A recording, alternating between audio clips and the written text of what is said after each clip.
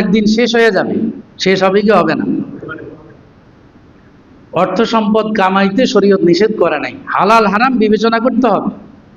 মানুষের অধিকার নষ্ট করে অর্থ সম্পদ একজনের পুঞ্জীভূত হয়ে যাবে, এটা শরীয়ত এলাও করে না। লা তাকুলু আমওয়ালাকুম বাইনাকুম বিল বাতিল, অবৈধভাবে এক অপরের ধন সম্পদ তোমরা হড়প করো না। আজকে আফ্রিকানদের এই দুর্দশার পিছনে এই ব্রিটিশ, ফ্রান্স, আমেরিকা বড় দায়ী। তাদের সমস্ত সম্পদগুলি তাদেরকে যুদ্ধের মধ্যে লাগাই দিয়ে সব চুরি করে নিয়ে আসতেছে, জানেননি এটা? মূলত মূল সম্পদগুলি তো আফ্রিকানদের। এই যে সুদানে এখন যুদ্ধ চালাই দিছে, গৃহযুদ্ধ লাগাই দিছে, সম্পদ হলো স্বর্ণের খনি। এই স্বর্ণের খনিটা নেওয়ার জন্য আপনারা দেখেছেন কেন জানে এই কথাগুলি আসে, প্রয়োজনও আছে। সামনে যেহেতু নির্বাচন, একটা বড় পরিবর্তন আপনাদের দরকার, ঠিক না ব্যাটিক? ইরাকে মরণাস্ত্র বলে যুদ্ধ করলো কত বছর? 12 বছর। কত লক্ষ মানুষ মারছে? 12 লক্ষ নারী পুরুষ হত্যা করছে। যুদ্ধ শেষ হওয়ার পরে বললো যে কই মরণাস্ত্র কই? আমাদের এই তদন্ত রিপোর্ট ভুল ছিল। হইল না? 12 বছর যুদ্ধ করে 12 লক্ষ মানুষকে হত্যা করার পরে যদি আপনি এই কথা বলেন আমার তদন্ত ভুল ছিল, এর জুতা পিটা করা দরকার না? ঠিক না ব্যাটিক? কিন্তু বাস্তবতা কি জানেন?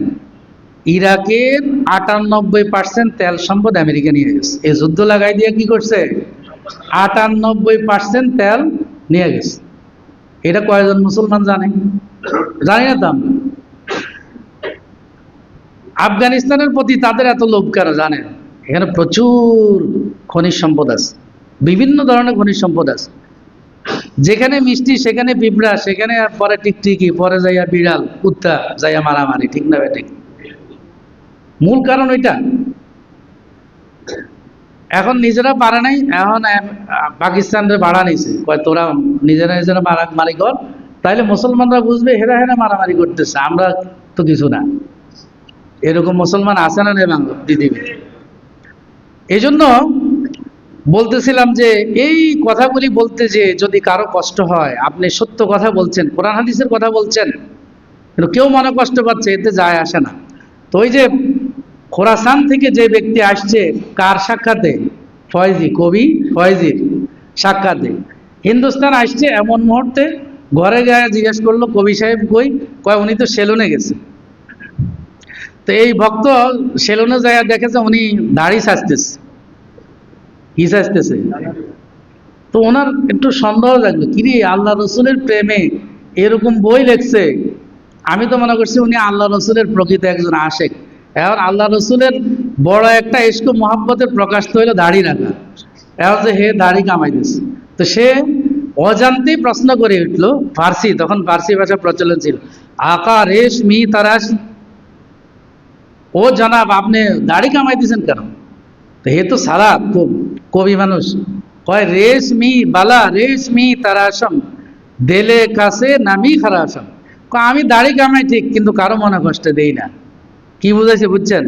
তুমি আমার এই কথা বলি তো আমার মনে কষ্ট দিলা। তো উনি যিনি ভক্ত উনি বলতেছে ওয়ালে দিলে রসুল্লাহ মি খারাসি, তুমি তো আল্লাহ রসুলের দিলে কষ্ট দিতেছো দাড়ি কামানোর মাধ্যমে।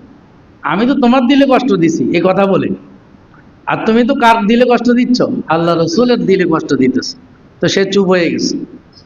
এই জন্য সত্য কথা, বাস্তব কথা বলতে যে কেউ যদি মনে কষ্ট পায়, এতে যায় আসে না।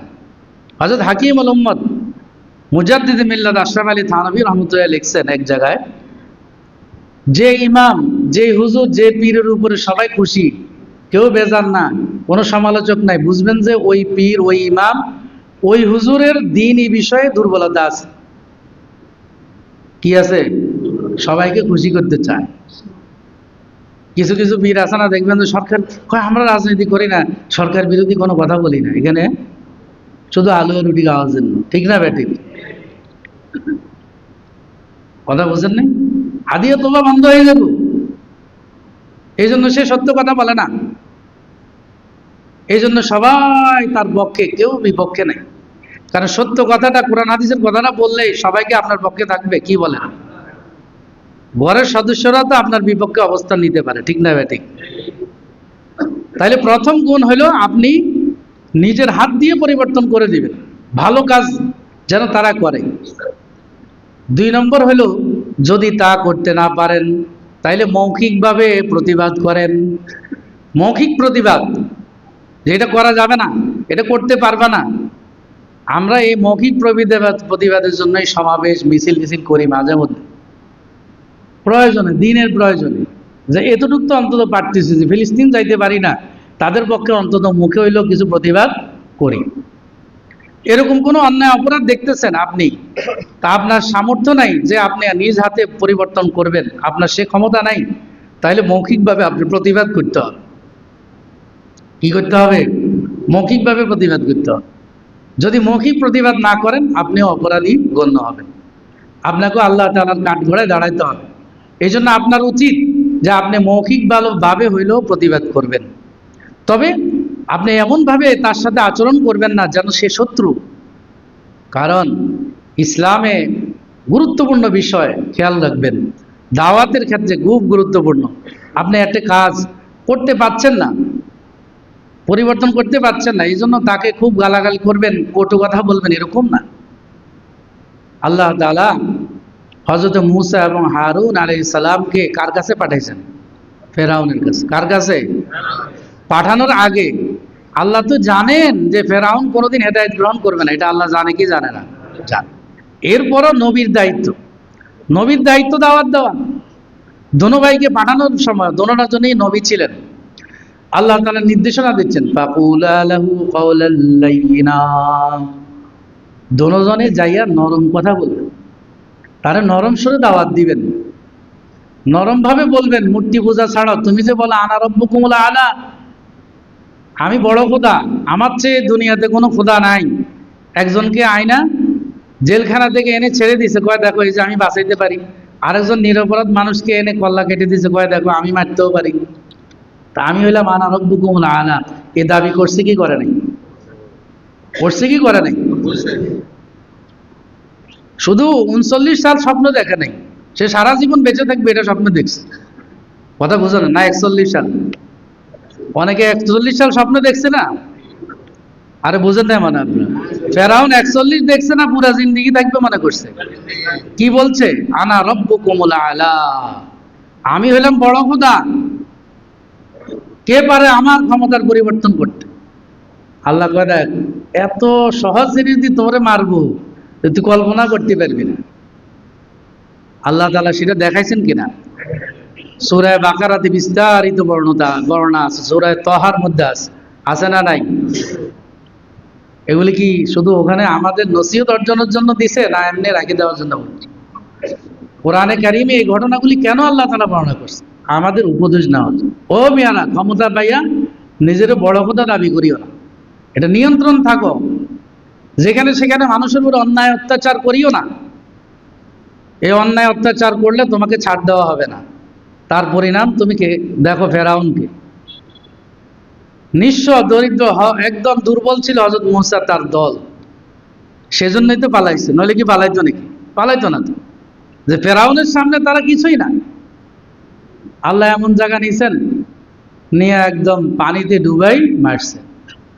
আজ পর্যন্ত মিশরের জাদুঘরে তার লাশ আছে না নাই?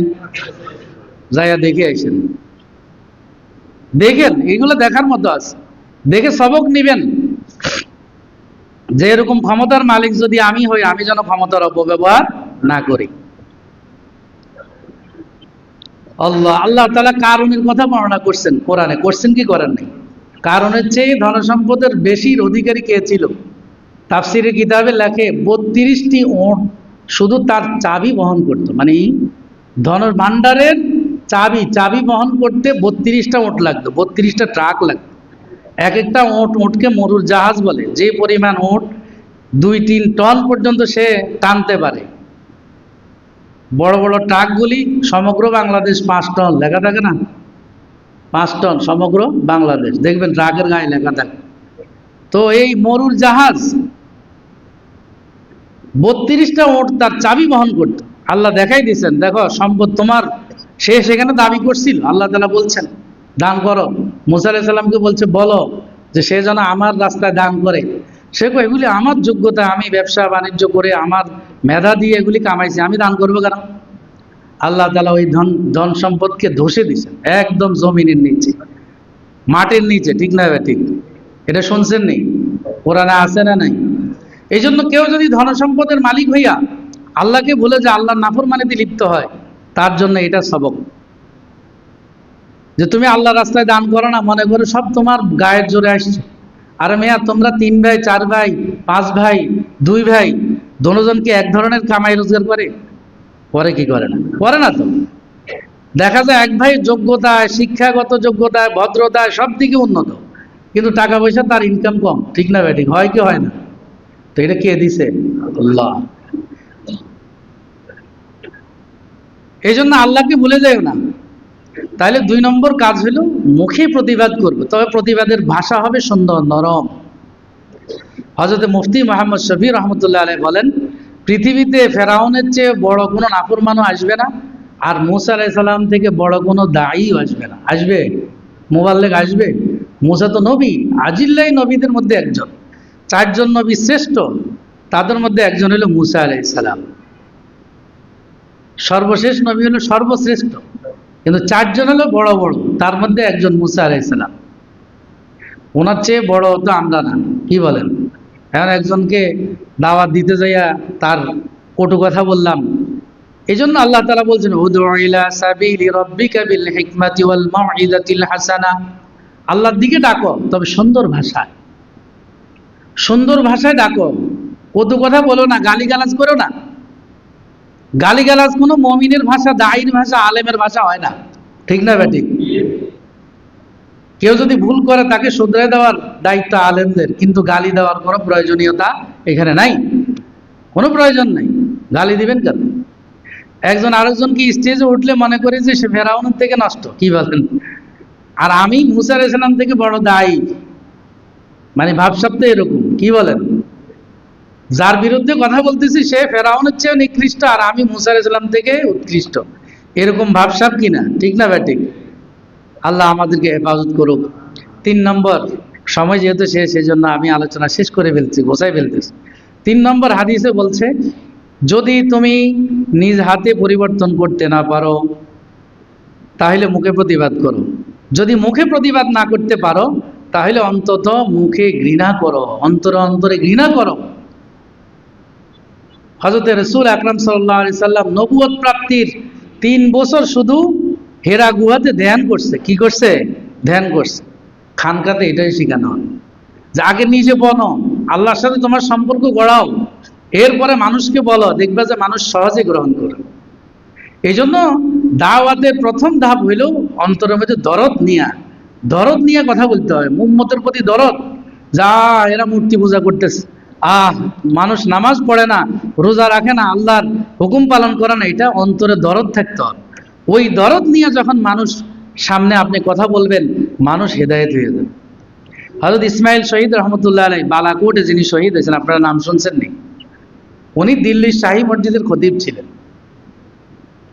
অন্তরে দরদ ছিল এত বেশি, যার কারণে দূর দূরান্ত থেকে মানুষ তার খুতবা শোনার জন্য, বয়ান শোনার জন্য দিল্লির শাহী মসজিদে আসতেন। একদিন উনি শাহী মসজিদে জুমা পড়িয়ে এই সিঁড়ি দিয়ে নামতেছেন, তখন এক লোক দৌড়ে হাঁপিয়ে উপরের দিকে উঠতেছে, আর ওনাকে জিজ্ঞাসা করতেছে, ভাই মৌলভী ইসমাইলের বয়ান কি শেষ হয়ে গেছে? তো উনি বলতেছেন, হ্যাঁ ভাই, ইসমাইলের তো বয়ান শেষ হয়ে গেছে। তো বলতেছে, আমি ইসমাইল, আপনি কি জন্য আসছেন বলেন? কয় যে আমি তো তার বয়ান শুনতে আসছি অনেক দূর থেকে, কিন্তু আসতে আসতে ঢাকা শহরের জ্যাম না। কি বলেন? হ্যাঁ, বিনায় পয়সা পাওয়া যায়। এখন তো ট্রাফিকরা সব হাত টাত গোছায় রাখছে। এখন এরা ওই দেখবেন যে সাইডে গল্প করে, দায়িত্ব পালন করে না। আমি তো বাইরে যাই, আমি চোখে দেখি সব দিক যে এরা কি করে। দেখবেন যে ওই সাইডে অথবা পিকআপ একটা, ট্রাক একটা আছে, এটা নিয়ে হাতে খুব ব্যস্ত, রাস্তায় জ্যাম লেগে গেছে, এটা নিয়ে তার কোনো ব্যস্ততা নাই। ট্রাক আর পিকআপ ধরলে তার কিছু হাদিয়া দোকাজ উঠবে। ঠিক না ব্যাটিং? এগুলো মানে আপনারা দেখেন না। এক জায়গায় যাবেন, হাঁটবেন, চলবেন, চিন্তা করবেন যে কি হচ্ছে, সমাজ, রাষ্ট্র, জনগণের অবস্থা কি, এরা থেকে সবক অর্জন করবেন। তাহলে ইসমাইল শহীদ রহমতুল্লাহ আলাইহি বলতেছে, আপনি কি জন্য আসছেন? কয় যে আমি তো ওনার বয়ান শোনার জন্য অনেক দূর থেকে আসছি। তাহলে বসেন, এই সিঁড়িতে ওনার পাশে বসাই, এই 1-1.5 ঘন্টা যে বয়ান করছেন এটা ওনাকে শোনাইছে। ওনার এক বক্ত বললে, হুজুর ব্যাপার কি, আপনি তো এত সময় ওনাকে দিলেন। বললো যে দেখো, আমি তো বেশি মানুষ আমার বয়ানের উদ্দেশ্য না, আমার বয়ানের উদ্দেশ্য হলো মানুষকে হেদায়েত করা। তো এই লোক হেদায়েতের আগ্রহ নিয়ে আমার কাছে বয়ান শুনতে আসছে, এই জন্য তাকে বয়ান আমি আবার শোনাই দিছি। বেশি মানুষ হওয়া তো এটা মুখ্য উদ্দেশ্য না, অল্প মানুষ হোক কিন্তু হেদায়েত হোক, এটা হলো আমার উদ্দেশ্য। এই জন্য তাকে বয়ান শুনাই দিছি। এই জন্য কারো দিলে যদি দরদ থাকে, উম্মতের প্রতি তার একটা দরদ মাখা বয়ান যদি হয়, তো মানুষ তার বয়ানে হেদায়েত হয়ে যায়। আমাদের মরহুম চরমনায় পীর সাহেবকে আমরা দেখছি, ফজলুল করিম সাহেব বয়ান করতেন, পাশে একটা গামছা রাখতেন, সারা বয়ানে শুধু কাঁদতেন আর মানুষকে জান্নাত জাহান্নামের কথা বলতেন। হাজারো মানুষকে আমি দেখেছি যারা কোনোদিন নামাজ পড়ে নাই, কমিউনিস্ট ছিল, যারা ডাকাতি করছে, যারা চুরি করছে, চোর ডাকাত, তার এক বয়ানে হেদায়েত হয়ে গেছে, এক বয়ান। বহু মানুষ হেদায়েত হয়েছে কি হয়নি? দরদ ছিল, পুরা বয়ান মানুষ কি কান্না, উনি কাঁদতেন। উনি একটা গামছা নিয়ে বসতেন, সবসময় গামছা রাখতেন, এই গামছা এটা পাশে নিয়ে বসতেন আর পুরা বয়ানে কাঁদতেন, জান্নাত জাহান্নামের বয়ান করতেন।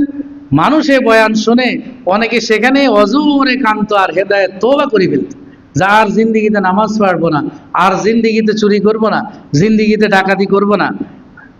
বহু মানুষকে আমি দেখছি। এটা হলো দরদ। উম্মতের দরদ থাকার কারণে মানুষ তাদের কথা শুনে হেদায়েত হয়ে গেছে। আপনারা শুনেন যে বাইজিদ বোস্তামি, আব্দুল কাদের জিলানী রহমতুল্লাহের কথা, ওনার ছেলে বড় আলেম হয়ে আসছে, তো ওনাকে বয়ান দিছে, 1-1.5 ঘন্টা বয়ান করছে, মানুষের কোনো পরিবর্তন নেই। কিন্তু আব্দুল কাদের জিলানী আয়সা বৈশা বললেন, গতকালকে চিন্তা করছিলাম যে আজকে রোজা রাখবো, তো দুধ রাখছিলাম, দুধ এটা সেহরিতে খাবো, কিন্তু বিড়ালে দুধটা খেয়ে ফেলছে। এই কথা বলার পরে কান্নার রোল পড়ে গেছে। বুঝছেন নি বিষয়? একজনে 1-1.5 ঘন্টা বয়ান করলো কোরআন হাদিস দিয়ে, মানুষের মধ্যে পরিবর্তন নাই, আরেকজনে শুধু একটা কথাই বলছে, এই কথা বলাতে সবাই কান্নার জোর রোল পড়ে গেছে। কেন? দরদে কথাটা বলছে। এই জন্য উম্মতের দরদ ছাড়া, মুসলমান এক মুসলমানের প্রতি দরদ ছাড়া আপনার দাওয়াত এটা কার্যকরী হবে না, মানুষের অন্তরে ঢুকবে না। অন্তরে ঢোকার জন্য দরদ লাগবে। আল্লাহ তাআলা যাদেরকে এই নিয়ামত দিয়েছেন, বড় নিয়ামত দিয়েছেন, আল্লাহ যেন আমাদেরকে এই নিয়ামত দান করেন, বলেন আমিন। ওয়া আখির দাওয়ানা আলহামদুলিল্লাহি রাব্বিল আলামিন।